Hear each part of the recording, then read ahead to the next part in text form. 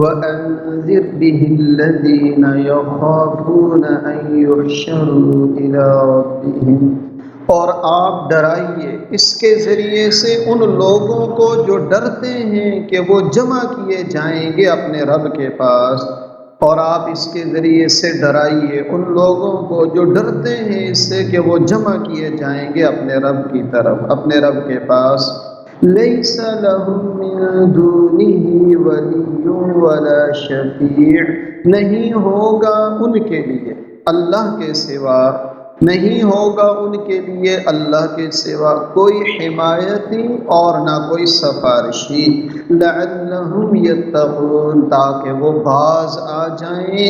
ولا تطرد الذین یدعون ربهم بالغداة والعشی یریدون وجہہ،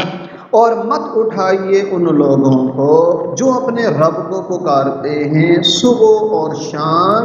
اسی کی رضا چاہتے ہوئے۔ ما علیک من حسابہم من شیء، آپ کے اوپر ان کا کچھ بھی حساب نہیں ہے۔ وما من حسابک علیہم من شیء، اور نہ آپ کے ذمے ان کا کچھ حساب ہے، آپ کے ذمے ان کا کچھ حساب نہیں اور نہ آپ کا حساب ان کے ذمے کچھ ہے۔ فَتَطْرُدَهُمْ، اگر آپ نے ان کو اٹھا دیا، فَتَكُونَ مِنَ الظَّالِمِينَ، تو آپ ناانصافی کرنے والوں میں ہو جائیں گے۔ وَكَذَلِكَ فَتَنَّا بَعْضَهُمْ بِبَعْضٍ، اسی طرح ہم آزماتے ہیں بعض کو بعض کے ذریعے، لِيَقُولُوا أَهَٰؤُلَاءِ مَنَّ اللَّهُ عَلَيْهِم مِّن بَيْنِنَا، تاکہ یہ کہیں کیا یہ ہیں جن پر اللہ نے احسان کیا ہمارے درمیان میں سے، أَلَيْسَ اللَّهُ بِأَعْلَمَ بِالشَّاكِرِينَ، کیا اللہ تبارک و تعالی جانتے نہیں ہیں شکر کرنے والوں کو۔ وَإِذَا جَاءَكَ الَّذِينَ يُؤْمِنُونَ بِآيَاتِنَا فَقُلْ سَلَامٌ عَلَيْكُمْ، اور جب آپ کے پاس آئیں ایمان والے، اور جب آپ کے پاس آئیں وہ لوگ جو ایمان والے ہیں، جو ایمان لائے ہماری آیات پر، پس آپ ان سے کہہ دیجئے سلام ہو تم پر۔ كَتَبَ رَبُّكُمْ عَلَى نَفْسِهِ الرَّحْمَةَ، تمہارے رب نے اپنے اوپر تمہارے لیے رحمت کو مقرر کر لیا ہے، اپنے اوپر رحمت کو لازم کر لیا ہے۔ انہ، بے شک، من عمل منکم سوءا بجہالہ، کہ جس نے تم میں سے کوئی برا عمل کر لیا انجانے میں، ثم تاب من بعدہ واصلح فانہ غفور رحیم، اور پھر اس کے بعد اس نے توبہ کر لی اور اپنی اصلاح کر لی، بس بے شک اللہ تعالیٰ بہت بخشنے والے، بہت رحم والے۔ وَكَذَلِكَ نُفَصِّلُ الْآيَاتِ، اسی طرح ہم کھول کھول کر بیان کرتے ہیں اپنی آیات، وَلِتَسْتَبِينَ سَبِيلُ الْمُجْرِمِينَ، اور تاکہ واضح ہو جائے مجرموں کا راستہ۔ آج کا جو ہمارا سبق ہے، اس کی جو پہلی آیت مبارکہ ہے وہ یہ ہے کہ آپ اس قرآن کے ذریعے سے ان لوگوں کو ڈرائیں جو اس بات سے ڈرتے ہیں کہ وہ اپنے رب کے ہاں جمع کیے جائیں گے، وہاں کوئی حمایتی، کوئی سفارشی بھی نہیں ہوگا، تاکہ یہ لوگ باز آ جائیں۔ یعنی قرآن تو ہدی للناس ہے، تمام انسانیت کے لیے ہدایت کا ذریعہ ہے، سب کو اس کے ذریعے ڈرانا ہے، لیکن اس کا عملی نفع ان لوگوں کو ہوتا ہے جو حقیقت میں اللہ تبارک و تعالیٰ سے ڈرنے والے ہیں۔ تو عملی نفع ایمان والوں کو ہوتا ہے، باقی قرآن ساری انسانیت کے لیے ہدایت کا ذریعہ بن کر آیا۔ یہی مطلب ہے ہدی للمتقین کا بھی، کہ قرآن متقین کے لیے ہدایت ہے، یعنی نفع متقین اٹھا رہے ہیں، ورنہ تو قرآن ہدی للناس ہے۔ اسی طرح یہاں جو فرمایا کہ ان لوگوں کو ڈرائیے جو اپنے رب کے سامنے کھڑے ہونے سے، جمع ہونے سے ڈرتے ہیں، ان کو پتہ ہے کہ کوئی سفارشی اور حمایتی نہیں ہوگا، تاکہ وہ نافرمانیوں سے اور کفر و شرک سے بچتے رہیں۔ اس سے مراد یہ ہے کہ نفع اٹھانے والے یہ لوگ ہیں، ورنہ تو قرآن کے ذریعے سے سبھی کو ڈرانا ہے، جو آخرت کو مانتے یا نہیں مانتے سب کو ڈرانا ہے، لیکن نفع تو یہی لوگ اٹھا رہے ہیں، اس لیے بطور خاص ان کا تذکرہ کر دیا گیا۔ تو نبی علیہ السلام کی ایک صفت بشیر ہے، ایک صفت نذیر ہے۔ آپ بشیر بھی ہیں، نذیر بھی ہیں۔ کہیں کہیں بشیر کی صفت کو ذکر کر دیا جاتا ہے، کہیں کہیں نذیر یعنی صرف ڈرانے کو ذکر کر دیا جاتا ہے۔ تو یہاں صرف ڈرانے کا تذکرہ ہے، اور کئی جگہوں پر اکٹھا بھی دونوں کا ذکر کر دیا جاتا ہے۔ اگلی جو آیات مبارکہ ہیں انتہائی اہمیت کی حامل اور سمجھنے والی آیتیں ہیں۔ وہ یہ ہیں کہ یہ جو مطالبہ ہے جو یہاں ان آیتوں میں نبی کریم صلی اللہ علیہ وسلم سے کیا گیا، یہی مطالبہ حضرت نوح علیہ السلام اور اس کے بعد کی امتوں نے اپنے نبیوں سے کیا، اور وہ مطالبہ یہ ہے کہ جب نبی کریم صلی اللہ علیہ وسلم لوگوں کو یہ بتاتے کہ دیکھو ایمان لے آؤ کامیابی ملے گی، اور ایمان کی خصوصیات بتاتے، آخرت بتاتے، تو یہ جتنے بڑے بڑے سردار تھے قریش مکہ، بڑے بڑے وڈیرے، یہ کہتے تھے کہ ہم معزز ہیں، ہم شریف ہیں، یہ جو آپ کی مجلس میں ہر وقت کے آپ کے ساتھی ہیں یہ غریب ہیں، یہ فقیر ہیں، یہ رذیل ہیں، اور یہ ان غریب لوگوں کے ساتھ ہم نہیں بیٹھ سکتے۔ یہی مطالبہ حضرت نوح علیہ السلام سے بھی کیا گیا، اور ان سے کہا گیا قالوا انؤمن، حضرت نوح علیہ السلام سے ان کے وڈیرے قوم کے کہنے لگے کہ ہم آپ پر ایمان لائیں، ہم واتبعک الارذلون، آپ پر ایمان لانے والے تو سارے کم تر لوگ ہیں۔ اور یہی مطالبہ نبی علیہ السلام سے بھی کیا گیا کہ آپ کی مجلس میں یہ جو لوگ بیٹھے ہوئے ہیں ہم ان کے ساتھ نہیں بیٹھ سکتے۔ حضرت عمر رضی اللہ تعالیٰ عنہ نے عرض بھی کر دیا، یا رسول اللہ، یہ ہم سارے آپ کے چاہنے والے، یہ غریب صحابہ بھی آپ کے چاہنے والے، اگر آپ ان کو اٹھا دیں اپنی مجلس سے اور سرداروں کو بلا لیں تو کیا حرج ہے پیارے آقا، آپ ان کو اٹھا دیں۔ اور روایت میں ہے کہ بڑے بڑے سردار آئے، عتبہ، شیبہ ابن ربیعہ، مطعم ابن عدی، حارث بن نوفل، یہ سب حضور کے چچا کے پاس بھی آئے اور کہا ہم ان کی بات سننے اور ماننے کو تیار بھی ہیں، رکاوٹ یہ ہے کہ ان کے ارد گرد جو لوگ رہتے ہیں یا تو ہمارے غلام ہیں یا ہمارے آزاد کرتے ہیں یا کم تر اور حقیر قسم کے لوگ ہیں، ہم تو ان کے ساتھ نہیں بیٹھ سکتے۔ حضرت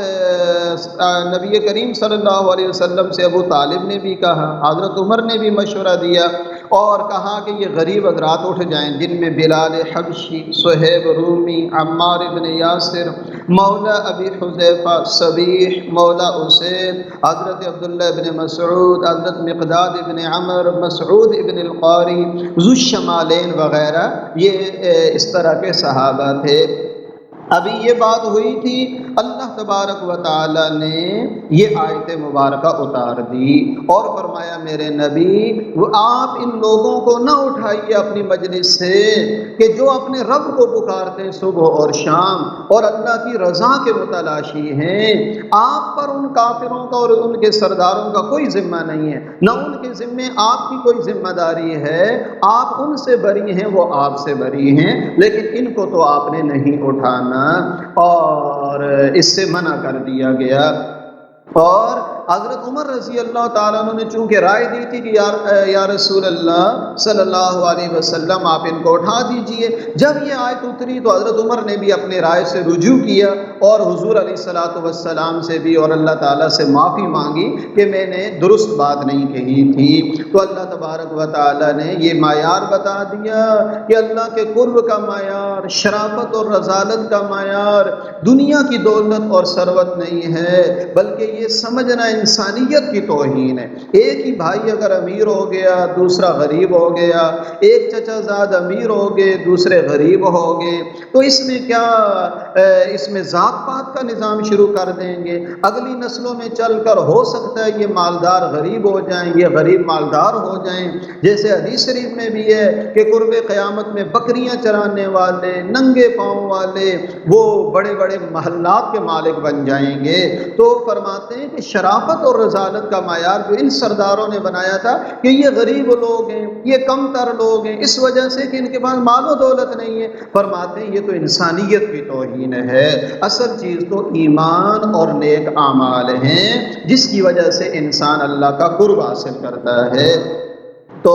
اس میں ہمارے لیے بھی سبق ہے، اور ہمارے پیارے آقا صلی اللہ علیہ وسلم غریب صحابہ میں ہی رہے۔ دیکھیے اللہ نے فرما دیا کہ ان کو اپنی مجلس سے اٹھانا ہی نہیں، مہر ثبت کر دی، اور پیارے آقا پھر ارشاد فرماتے تھے اللہم احیینی مسکینا، یا اللہ مجھے مسکینوں جیسی زندگی دے دے، اور وَأَمِتْنِي مسکینا، مجھے موت بھی مسکینوں والی دے دے، وَاحْشُرْنِي فِي زُمْرَةِ الْمَسَاکِین، اور میدان محشر میں مجھے مساکین کے زمرے میں اٹھا دے۔ اور حضرت عائشہ سے بھی فرمایا عائشہ غریب لوگوں کے قریب رہا کر۔ تو اس میں ہمارے لیے سبق ہے کہ اللہ مال و دولت دے، اللہ کی بڑی نعمتیں ہیں، کئی اللہ نے عبادات جوڑی مال کے ساتھ دی ہیں، جیسے حج ہے، زکوٰۃ ہے، صدقہ فطر ہے، قربانی ہے، اس لیے مال تو اللہ کی نعمت ہے، لیکن اس مال کی وجہ سے کم مال والا ہماری نظر میں کبھی بھی حقیر نہ ہو۔ اصل چیز تو ایمان اور عمل صالح ہے۔ تو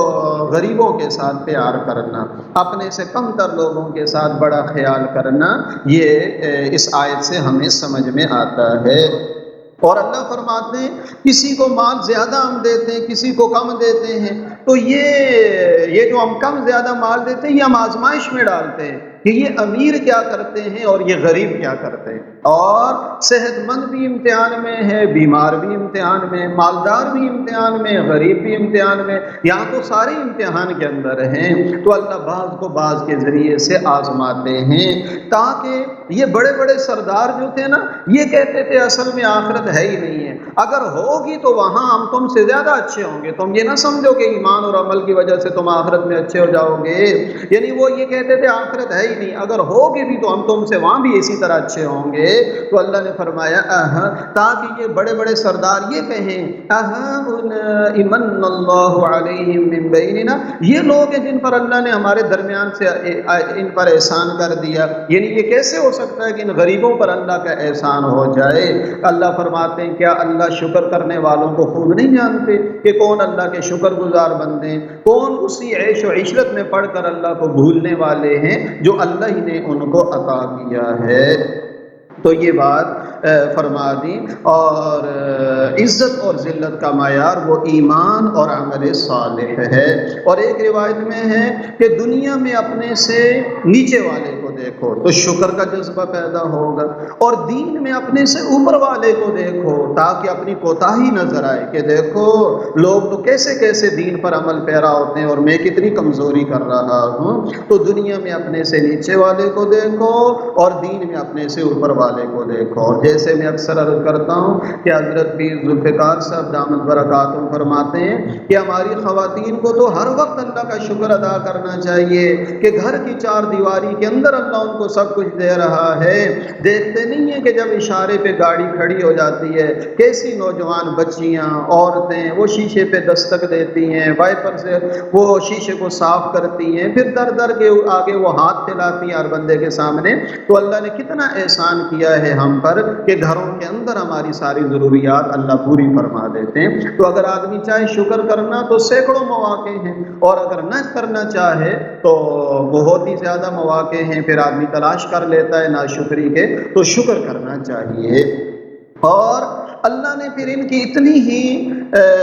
وہ نہیں فرمائی حوصلہ افزائی کہ ان کو اٹھانا نہیں ہے، بلکہ اللہ تعالیٰ نے فرمایا جب وہ لوگ جو میری آیتوں پر ایمان لاتے ہیں جب آپ کے پاس آئیں تو آپ ان کو سلام کہیں۔ اس کے دو مطلب ہیں، ایک یہ کہ ان کو بتائیں کہ اللہ کی طرف سے آپ پر سلام ہے، یعنی ان کو سلام بھی کہنا ہے میرا، اور نمبر دو فَقُلْ سَلَامٌ عَلَيْكُمْ کا مطلب ہے تمہارے لیے اللہ کی طرف سے سلامتی مقدر ہوگی، جو تمہارا ایمان اور عمل ہے نا، اور تم مجھ سے اللہ کی رضا کے متلاشی ہو، اس کی وجہ سے تمہیں آخرت میں سلامتی نصیب ہوگی، جنت نصیب ہوگی، اور یا اللہ کی طرف سے تمہیں سلام ہو۔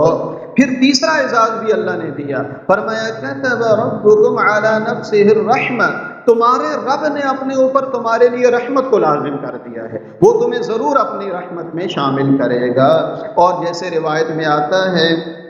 کہ قیامت کے جب اللہ تبارک و تعالی نے تقدیر کو پیدا فرمایا تو اللہ تبارک و تعالی نے یہ بات اپنے ذمے لکھ دی، عرش پر یہ بات لکھی ہوئی ہے، ان رحمتی غلبت غضبی، میری رحمت میرے غصے پر غالب رہے گی۔ اور حضرت سلمان فارسی رضی اللہ عنہ فرماتے ہیں کہ ہم نے تورات میں یہ لکھا دیکھا ہے کہ جب اللہ نے آسمان و زمین اور ان کی ساری مخلوقات کو پیدا کر دیا تو 100 حصے اللہ نے رحمت کے پیدا کیے،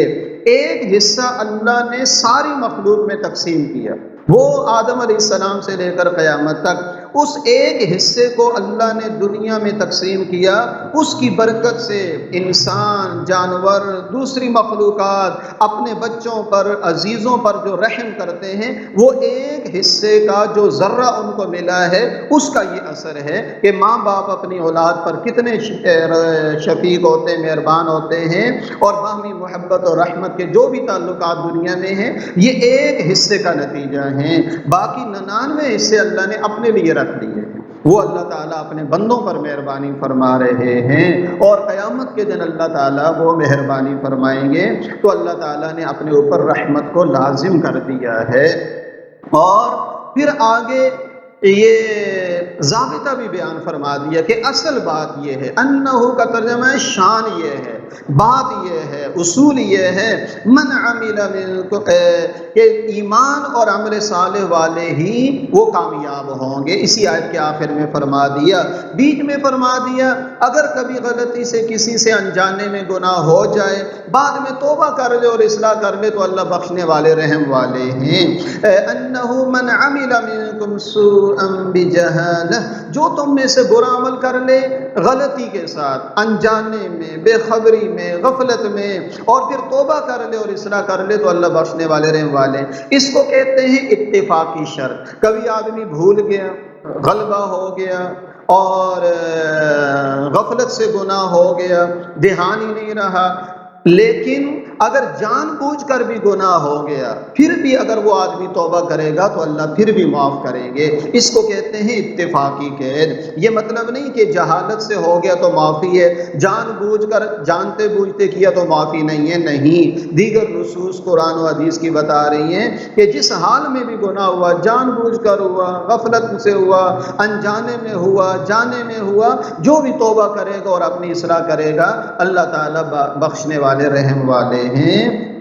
توبہ 3 چیزوں کا نام ہے، ایک جو گناہ کرتے ہیں اس کو فوراً چھوڑ دیں، نمبر 2 دل میں شرمندگی محسوس کریں، اور نمبر 3 آئندہ نہ کرنے کا پکا ارادہ کر لیں، تو یہ ہے توبہ۔ اور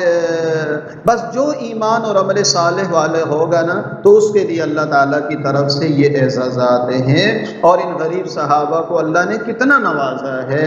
اور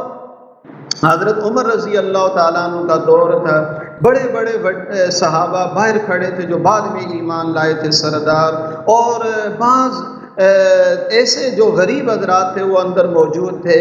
تو ابو سفیان رضی اللہ تعالیٰ عنہ جو بعد میں ایمان لائے، وہ بڑے درجے کے صحابی بنے، انہوں نے فرمایا بے شک ہم اسی کے مستحق ہیں کہ ہم باہر کھڑے رہیں اور یہ لوگ اندر دربار میں موجود ہوں، کیونکہ یہ ایمان میں ہم سے سبقت لے گئے۔ تو اصل اللہ کے ہاں معیار جو ہے وہ ایمان اور عمل صالح سے بنتا ہے۔ دیکھیے حضرت بلال حبشی رضی اللہ تعالیٰ عنہ کہاں تک پہنچ گئے۔ سلمان فارسی رضی اللہ تعالیٰ عنہ کے بارے میں سب کے انصار کہتے تھے ان کو انصار میں شامل کر دو، یہ ہمارے ہیں۔ مہاجرین کہتے تھے ان کو ہمارے اندر شامل کر دو، یہ مہاجرین۔ حضور نے فرمایا کہ یہ سلمان منا اہل البیت، بس یہ اہل بیت میں سے ہیں، جھگڑا ہی ختم کر دیا۔ تو دیکھو ایمان اور عمل صالح انسان کو کہاں سے کہاں تک پہنچا دیتا ہے۔ تو اللہ تعالی ہمیں نیک عمل کی اور ایمان اور عمل صالح کی اللہ توفیق عطا فرمائے۔ اسی طرح اللہ کھول کھول کر اپنی آیات بیان کرتے ہیں تاکہ مجرموں کا راستہ واضح ہو جائے، اچھے لوگوں کا راستہ بھی پتہ چل جائے کہ یہ جنت کا راستہ ہے، برے لوگوں کا راستہ بھی واضح ہو جائے تاکہ اس سے چلنے سے اجتناب کیا جائے۔ اللہ تعالی ہمیں سمجھنے کی توفیق عطا فرمائے۔ وصلی اللہ علی النبی الأمی الکریم۔